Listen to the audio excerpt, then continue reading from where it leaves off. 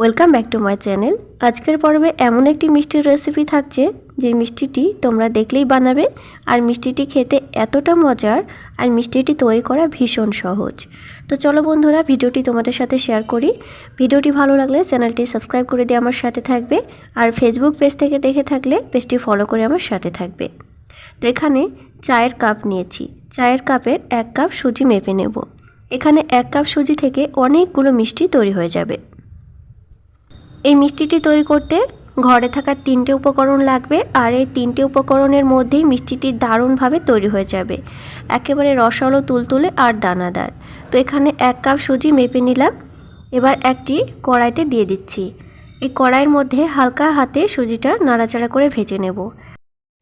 এই পর্যায়ে গ্যাসের ফ্লেমটা একেবারে মাঝারি লো আঁচে রেখে দেব। এই পর্যায়ে একটু খেয়াল রাখতে হবে সুজিটা যেন কোনোভাবেই রং না ধরে। এবার দেব সুজির ভেতরে 1 চামচ ঘি। তো এখানে ঘিটা জমাট বাঁধানো আছে, 2 চামচ হয়ে যাবে।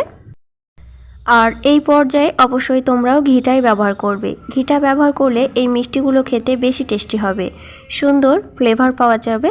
এই পর্যায়ে সাদা তেলটা ব্যবহার করলেও চলবে, তবে সাদা তেলের থেকে ঘিয়ের ফ্লেভারটা একটু বেশি, মিষ্টিগুলো খেতে বেশি টেস্টি হয়ে থাকে।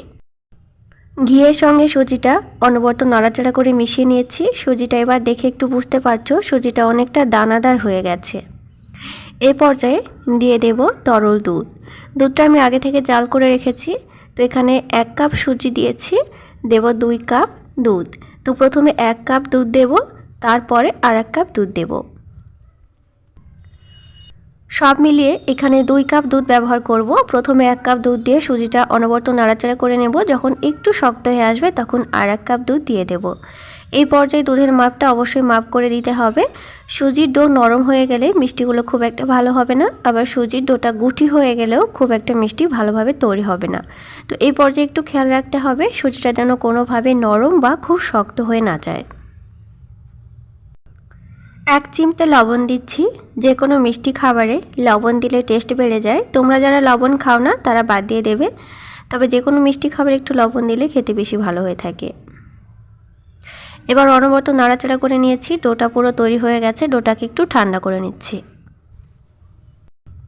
হাত দেওয়া যাবে এখন, ডোটা প্রায় ঠান্ডা হয়ে গেছে। এই পর্যায়ে দিচ্ছি মিল্ক পাউডার 4 চামচে 3 চামচ।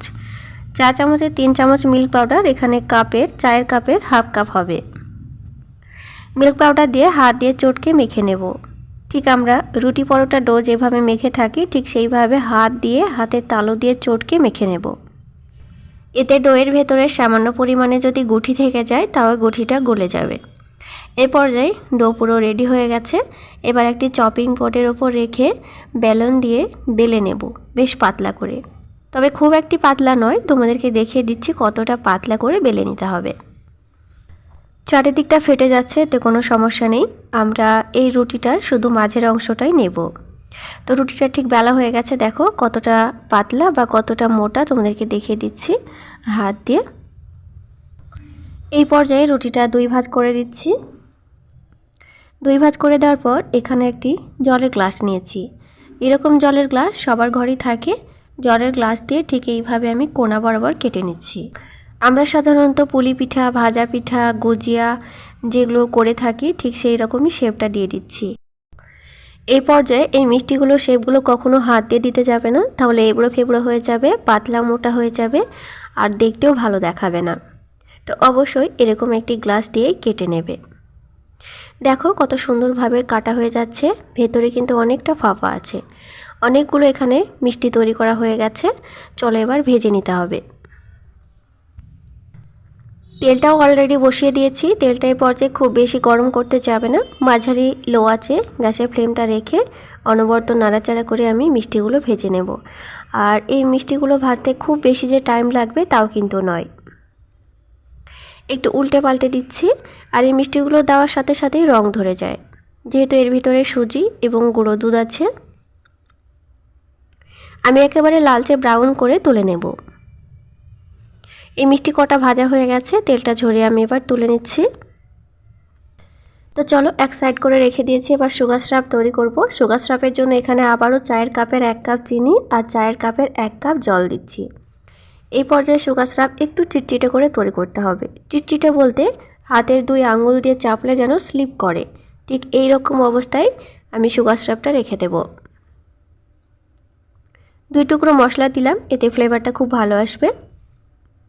এই পর্যায়ে সুগার সিরাপ পুরো রেডি হয়ে গেছে। এবার ভাজা মিষ্টিগুলো সুগার সিরাপের ভেতর আস্তে আস্তে দিয়ে দিচ্ছি। সুগার সিরাপ টানতে বেশিক্ষণ টাইম লাগবে না, 5 থেকে 7 মিনিটের মধ্যে খুব সুন্দরভাবে ভিজে যাবে। তো ফ্রেন্ড, একটু শারীরিক অসুস্থতার কারণে ভয়েস দিতে একটু অসুবিধা হয়ে যাচ্ছে, তো যাই হোক তোমাদের সাথে তবুও থাকার চেষ্টা করছি। এবার আমি মিষ্টিগুলো ঢাকনা দিয়ে 5 থেকে 6 মিনিটের জন্য রেখে দিচ্ছি। দেখো বন্ধুরা, তুলতুলে রসালো মিষ্টি আমার তৈরি হয়ে গেছে। তোমাদেরকে কেটেও দেখিয়ে দিলাম কত দানাদার এবং রসালো হয়েছে। তো বাড়িতে একবার সুজি দিয়ে এরকম মিষ্টি বানিয়ে নিও। আর ভালো লাগলে চ্যানেলটি সাবস্ক্রাইব করে দিয়ে আমার সাথে থেকো। ফেসবুক পেজ থেকে দেখে থাকলে পেজটি ফলো করে আমার সাথে থেকো। দেখা হচ্ছে পরের ভিডিওতে। Thank you.